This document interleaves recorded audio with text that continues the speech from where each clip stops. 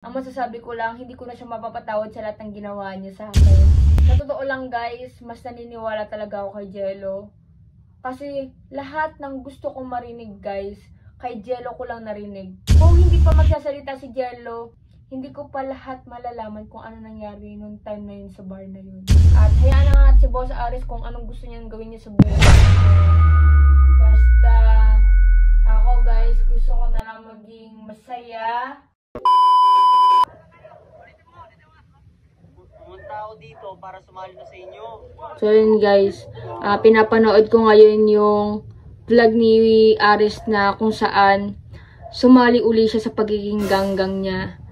Sa totoo lang guys, sobrang na-disappoint ako sa kanya kasi hindi man niya lang inisip si Kuya 150. Iniwan niya sa ere guys dahil walang naniniwala sa kanya. Wala man lang siyang utang na loob kay Kuya 150. Sa totoo lang guys, sobrang laki na naitulong ni 150 sa aming dalawa at sa kanya.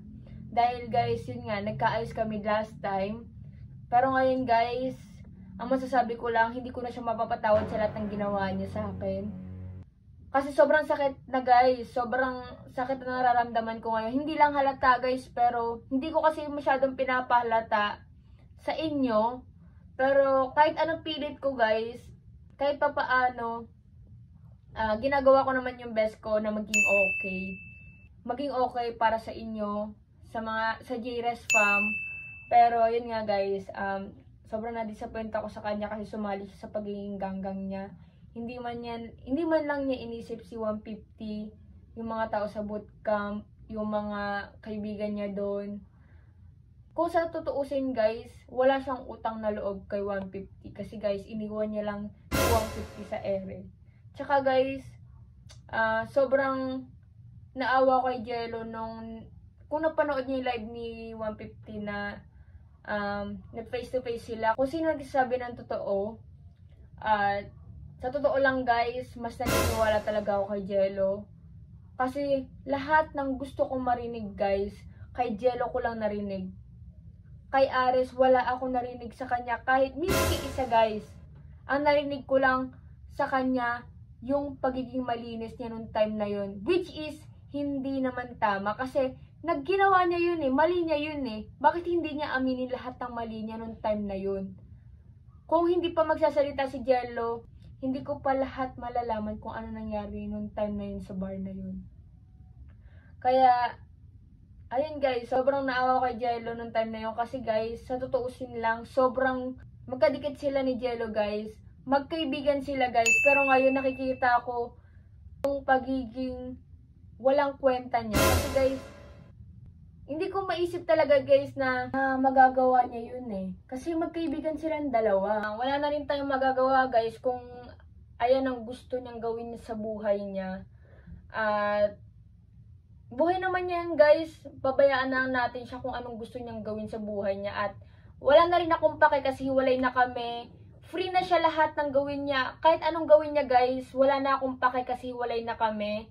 Kung mambabae man siya, kung mag-bar man siya, mag-inom siya, okay na sa akin guys kasi pinalaya ko na siya. At ayun, dito ko na tinatapos. At sa mga naniniwala kay Jello guys, i-heart nyo na to. At kung kay Aris naman kayo naniniwala, i-like nyo. Pero sa akin guys, sa side ko, mas naniniwala ako kay Jello. Kasi lahat ng gusto ko marinig, nasabi ni Jello. Miski isa guys, wala akong narinig kay Aris na sagot na gusto ko. Ang narinig ko lang sa kanya guys, yung pagiging malinis niya. Na hindi daw niya ginawa. Ayun guys, na ano lang ako, sobrang na-disappoint ako kasi hindi niya inamin lahat ng ginawa niya nung time na yun. At yun, hanggang doon na lang guys. At hayaan na nga si Boss Aris kung anong gusto niyang gawin niya sa buhay niya. Basta ako guys, gusto ko na lang maging masaya. At hanapin kung sino yung totoong para sa akin. Hanggang doon na lang guys.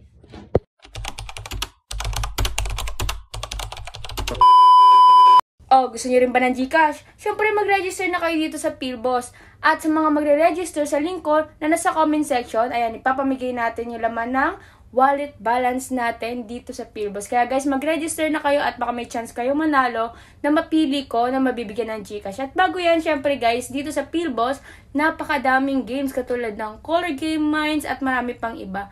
At syempre, ang lalaruin natin dito sa PhilBoss, ang favorite game ko, ang Mines. Nakapag-bet na ako ng 100 dito sa Mines. Ang gagawin nyo lang guys, i-click lang kayo ng click basta hindi bomba yung mapipindot nyo. O, diba? O, cash out. Ganun kadali. O, isa pa tayo. O, 200 naman guys. 200 naman yung bet natin ngayon. Bet. O, click lang uli ng click guys basta hindi bomba yung mapipindot nyo. O, diba? Cash out. Napakadaling manalo guys. O, tama yung 2,000 ko naging 2,300 now. Diba? Napakadaling manalo dito sa PhilBoss Mines. Oh, di ba? Napakadaling manalo dito sa PhilBoss. Kaya guys, mag-register na kayo dito at baka may chance din kayo manalo katulad ko.